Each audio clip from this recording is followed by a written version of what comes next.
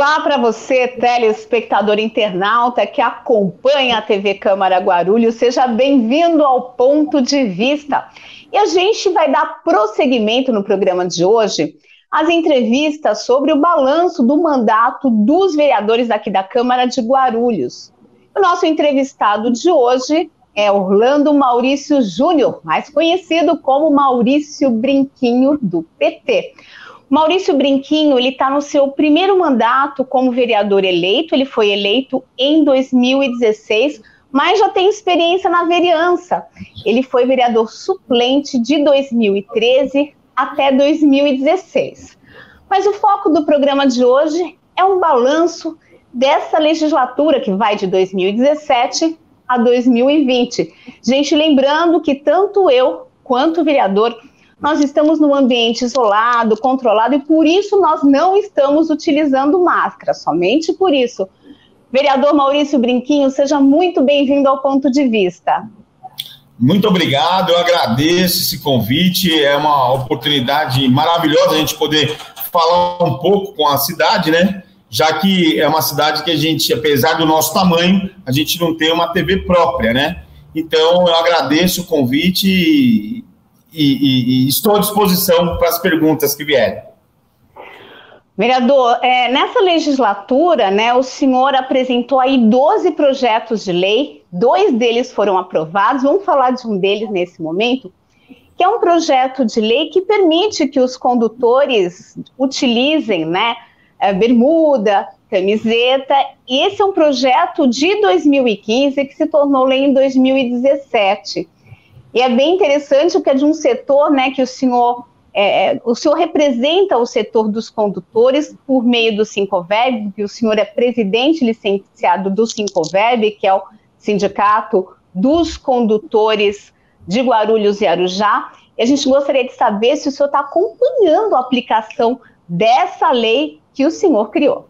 Na verdade, o que acontece? Essa é uma das leis, né? Eu apresentei 12, né? 4 foram aprovadas na Câmara, mas 2 viraram lei mesmo, que é essa eu vou até dar uma lida aqui, porque até eu esqueço aqui, né? Uma delas é essa do uniforme. A importância do uniforme é porque a gente tem algumas costumes muito europeus, né?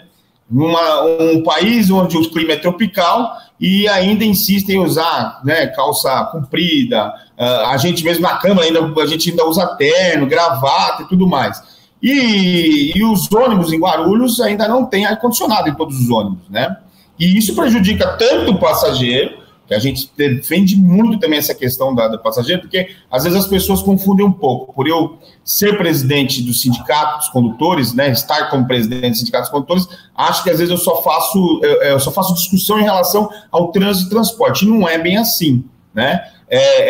Mas é uma questão que realmente beneficia motorista, beneficia todos, estão ali dentro do ônibus, na verdade, né? O motorista, o cobrador, que ainda está dentro do ônibus, porque pleno calorão aí do Brasil, a gente tem sensação térmica de vez em quando de 40 graus, né, na cidade de Guarulhos, e tem que continuar usando a calça comprida, a calça social, sapato, a camisa, em geral, com a manga um pouco mais comprida, mas aquelas camisas mais pesadas. Então, foi uma discussão que a gente fez muito no Sindicato dos Condutores também, com a categoria, e essa reivindicação não foi aceita pelos empresários e acabou virando lei aqui na Câmara, né? E a gente tem acompanhado, os empresários têm ainda segurado ainda, porque como eles têm que fornecer, né, o uniforme, eles têm dado trabalho para poder atender esse pedido aí. Esse pedido não, essa lei, né? Porque... e aí entrou também essa questão da Covid, né? Entrou essa questão aí do coronavírus, redução de frota, redução do pessoal na rua. Para você ver nesse momento, a gente tem aí 30% só dos trabalhadores, 38% dos trabalhadores que estão em ativa, né? E quase mais de 60% estão em casa. Então, a aplicação efetiva ainda da lei não está sendo respeitada, né? E principalmente essa questão da falta de ar-condicionado nos ônibus. Tanto é que eu também tenho projeto de lei, já foi para discussão, e justamente o ar-condicionado ele ajuda, né, tanto os passageiros, o conforto, que é o mais essencial. Por quê? Porque as viagens são longas na cidade, né, a gente tem pedido muito a questão da prioridade para o transporte público ser mais rápido, mais ágil, né, na cidade de Guarulhos, e por conta disso, o calor intenso que se passa dentro do ônibus, há necessidade hoje de ar-condicionado nesses ônibus todos, e a gente tem feito essas reivindicações também, não só para o setor, para a categoria, mas para a população também, como um todo. Vereador, um outro ponto importante, uma lei que foi aprovada recentemente em plenário, inclusive em sessão virtual, foi a lei que cria a função de agente de bordo, né? Só tem uma preocupação, por exemplo, que o agente de bordo ele possa substituir o cobrador, justamente o que o senhor sempre fala, que os cobradores estão sendo quase extintos, né? Porque o motorista agora que, enfim, assume essa função de trocar o dinheiro, enfim, de permitir aí o acesso dos usuários. Como que o senhor está acompanhando essa lei, as suas expectativas com relação, desculpa, a esse projeto de lei? Na verdade, eu tenho grandes expectativas que o governo entenda o mérito dessa questão. Ela é muito importante. Na cidade de Guarulhos, nós tivemos um ataque aos cobradores e cobradoras, né?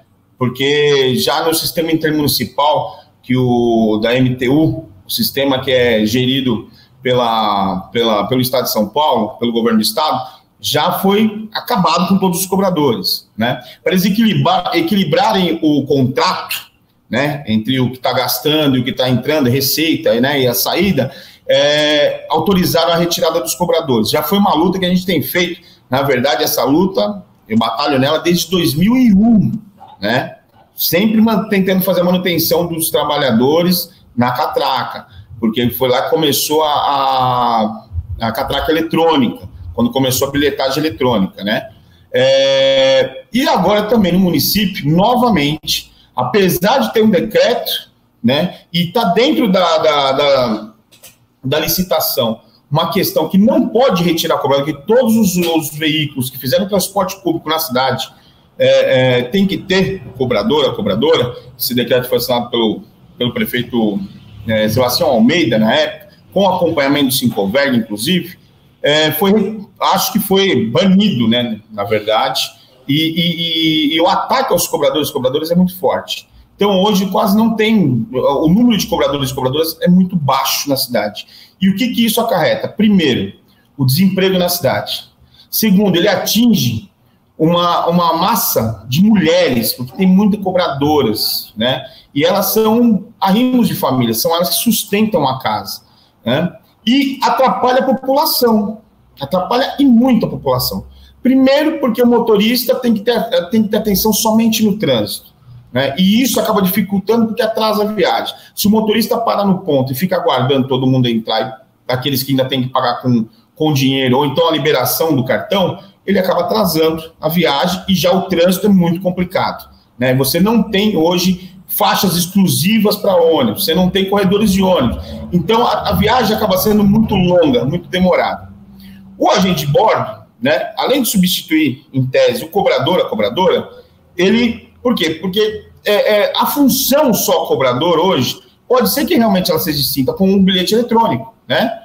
Só que a função do cobrador, da cobradora, ela é muito maior do que só cobrar, receber passagem da troco. Por isso que a gente criou o agente de bordo.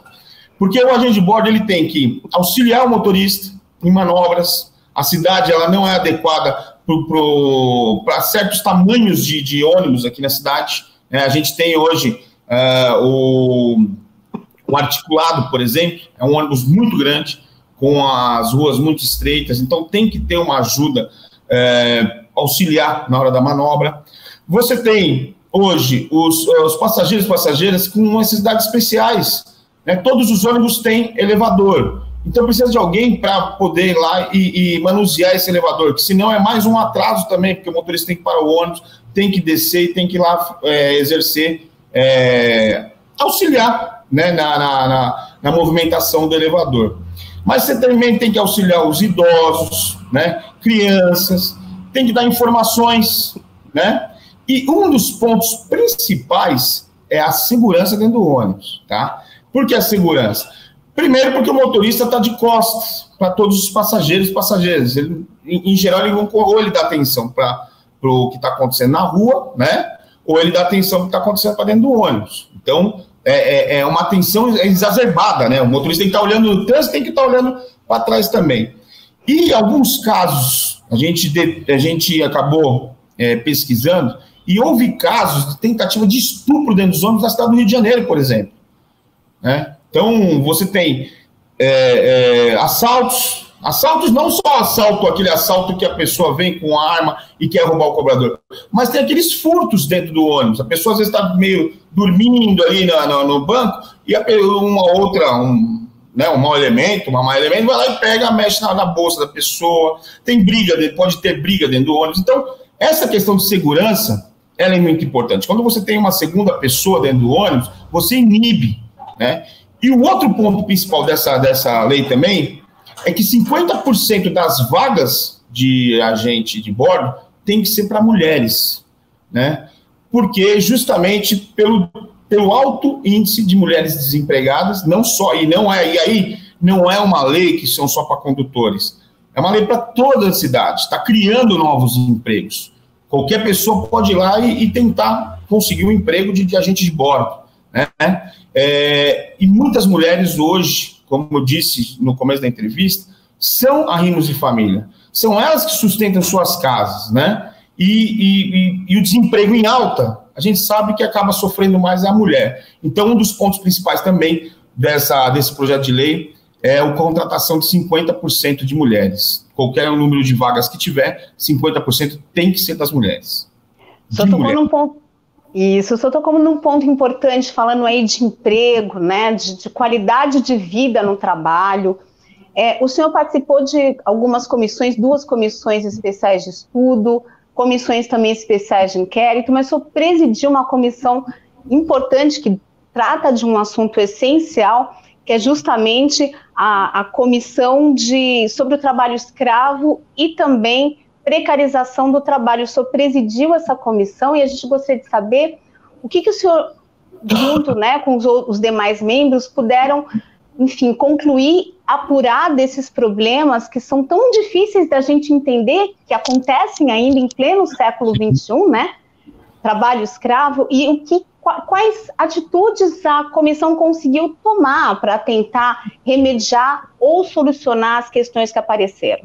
A gente recebeu uma denúncia, eu acabei recebendo uma denúncia sobre trabalho escravo no aeroporto de Guarulhos, né? No aeroporto de Guarulhos, no meio quando estava em crescimento, acho que era a terceira pista, né?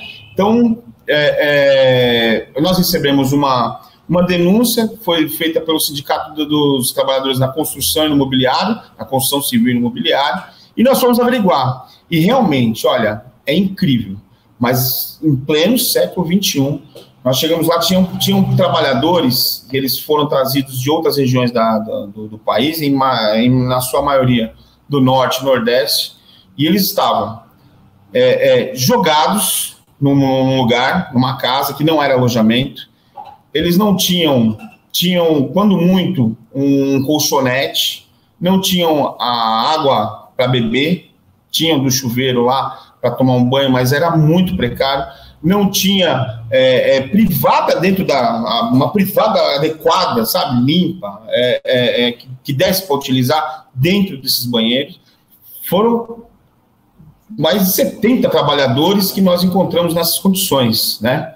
E a empresa, naquele momento, era a OAS que tinha contratado uma outra empresa, uma terceirizada, e a empresa ainda cobrava desses trabalhadores todo o alojamento, né?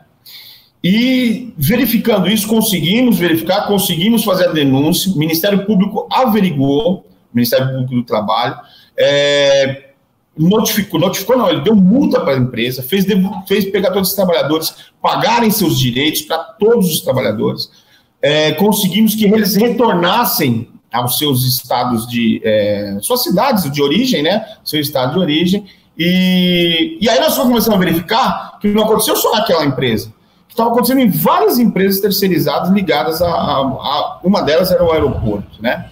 E aí essa comissão, ela verificou justamente isso. Nós trouxemos juízes, desembargadores, advogados para fazer essa discussão, trouxemos sindicatos para fazer essa discussão, trabalhadores também, e a gente começou a perceber que o número de trabalhadores com um trabalho análogo a escravo é muito grande na cidade de Guarulhos. E agora deve estar maior. Com toda essa precarização do trabalho que o governo federal tem instituído no Brasil, né? Questão de tirar direitos, questão de querer tirar o sindicato da frente para não fiscalizar, né? Para não defender o trabalhador e a trabalhadora, isso está complicando cada vez mais. Então, a tendência desse número hoje crescer é muito grande. Então, é uma ideia que tem que ser contínua, né? Não pode ser só nessa comissão, a gente tem que continuar fazendo essa fiscalização para poder defender o direito dos trabalhadores e trabalhadoras de toda a cidade. Vereador, vamos falar um pouquinho da administração municipal. A gente gostaria de saber, né, na sua opinião, quais são os pontos positivos, pontos negativos da administração municipal aqui de Guarulhos? Olha, eu tenho muitas críticas à administração de Guarulhos, vocês acompanham, eu faço parte da oposição também ao governo municipal, porque justamente ele não tem a tendência de trabalhar pelos mais necessitados, né? Levou mais de 4 anos aí para poder começar agora, nas vésperas de eleição, começar a recapear algumas ruas, e em geral são ruas do centro da cidade, né?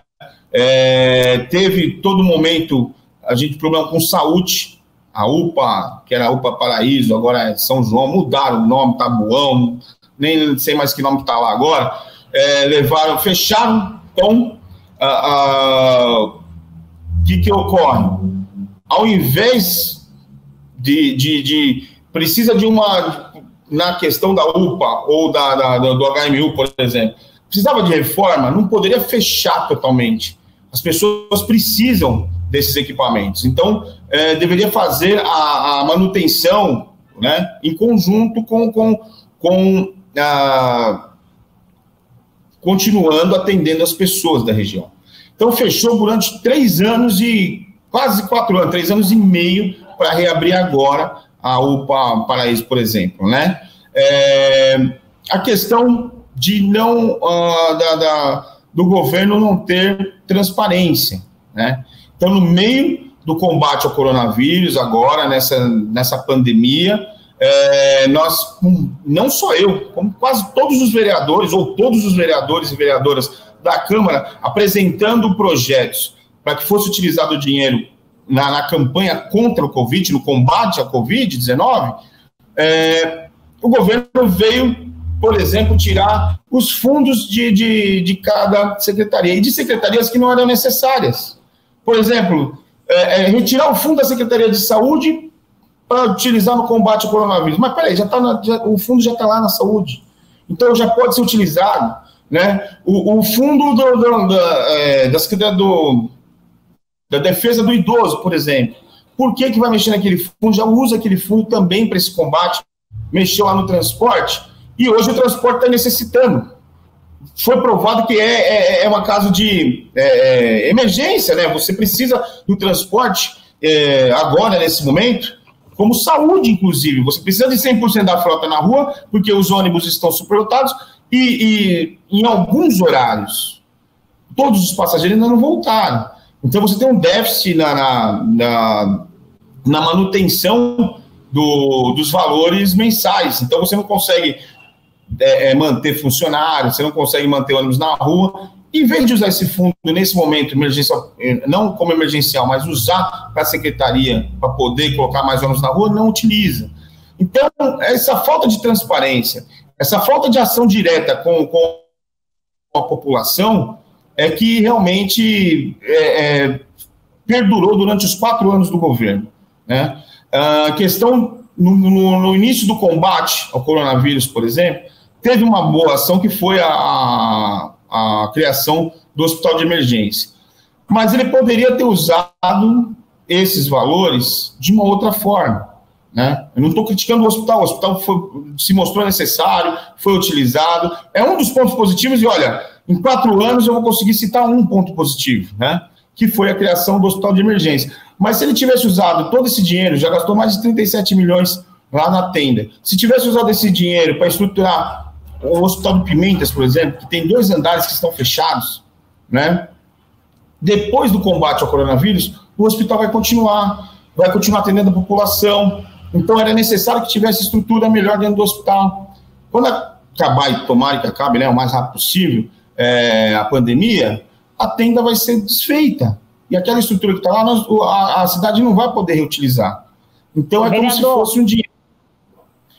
Oi, pode falar. Desculpa cortar, a gente está caminhando aí já para o final, e eu gostaria que o senhor fizesse uma última ponderação, né? O senhor falou bastante agora da pandemia e dos problemas que ela acarretou para a cidade.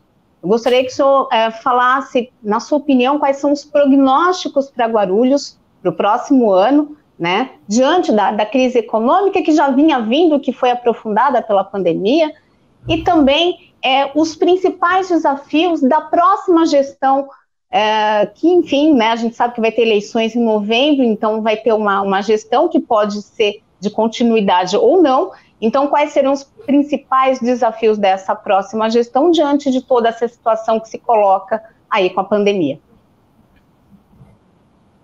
Acho que o principal problema para a próxima gestão, o desafio, será a recuperação da cidade como um todo, né? Porque, como eu estava falando já da saúde, o descaso que foi durante esses 4 anos de mandato do atual governo, então a recuperação da cidade vai ser muito complicada. Primeiro porque a gente vai ter os indícios, né, que as estatísticas estão colocando, que nós vamos ter um número de desemprego muito grande, né, que já estava vindo em crescente, e aí com a pandemia desandou de vez, né? Então, um enorme desemprego, né? Você não tem nenhum tipo de política pública nesse mandato para trazer novas empresas ou para gerar empregos dentro da cidade. Você não teve política pública de saúde, de educação, né? E aí, a próxima gestão vai ter que rever tudo isso, né? Esse ano a gente ficou sem as escolas fechadas por conta da pandemia. Até mesmo a limpeza da cidade, né? Foi deixado de lado em vários momentos. Então, para mim, maior problema da próxima gestão, independente de quem seja, vai ser poder fazer a reconstrução da cidade, fazer a manutenção dessa cidade, fazer essa cidade crescer, gerar emprego, gerar condições para trazer empresas para dentro da cidade, melhorar o sistema de saúde, e a educação, a segurança, né, o transporte público, que toda hora é citado, né, mas o transporte público tem que melhorar e muito. Então, esse, para mim, vai ser o grande desafio da gestão que vier agora em 2021. Tá certo, agradeço novamente. Agradeço também ao telespectador pela sua audiência e convido você a acompanhar a nossa série de entrevistas que está tratando aí do balanço do mandato dos vereadores aqui da Câmara Municipal de Guarulhos. Então, vejo você nos próximos programas. Até lá! Até lá!